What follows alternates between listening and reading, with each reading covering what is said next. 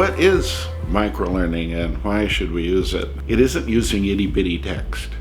It's cutting content into smaller bite-sized chunks so that you can start and stop frequently. I like books written with short chapters myself. In fact, the book I'm working on now is going to have very short chapters, like 2 pages long. But there are lots of justifications thrown out for microlearning. Some of them are really valid, and some of them aren't. That's kind of crazy. For example, shorter, boring lessons are easier to swallow. Why are there boring lessons?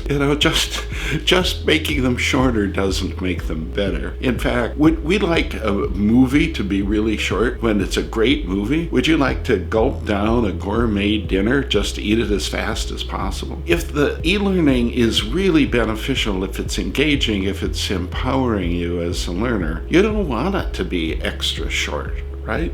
You want it to give you all it can give you. Really great e-learning lessons are lessons that people spend a lot of extra time in because they realize how beneficial they are. Some people say, well, it releases the cognitive load because we don't want people thinking too hard. Is that right? We don't want them spending too much energy in learning. That's ridiculous, but we should design our learning to give people time to reflect and absorb the information. They need time to practice. It isn't necessarily bam, bam, bam as fast as possible. Microlearning, though, does have some really great justifications. First of all, it enables individualization, which is the great super advantage of e-learning to begin with. If you break things into small pieces, then you have a chance to branch people around responsively to how well they're doing. If a learner is doing really, really well, you might bump them forward several micro-learning lessons to see if they have, in fact,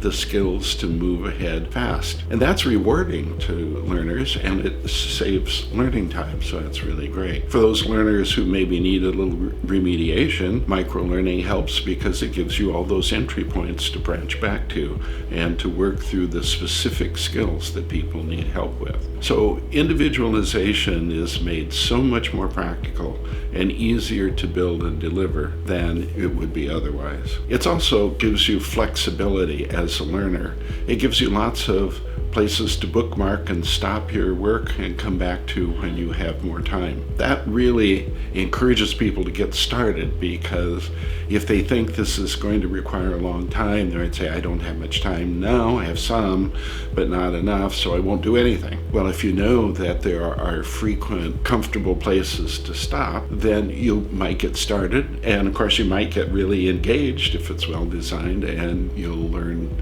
over a longer period than you had originally planned. Giving people a sense of progress is really, really important. You wouldn't want to read a book that has no chapters at all. It's just continuous flowing. You'd find it really helpful to realize that you're making some progress through the material, and if things are broken into micro-learning lessons, you can say that, wow, I've already completed 12 lessons. And it also gives you a sense of how much is ahead if you can see that modularity. So it has lots of good things to it. Microlearning isn't always best, however.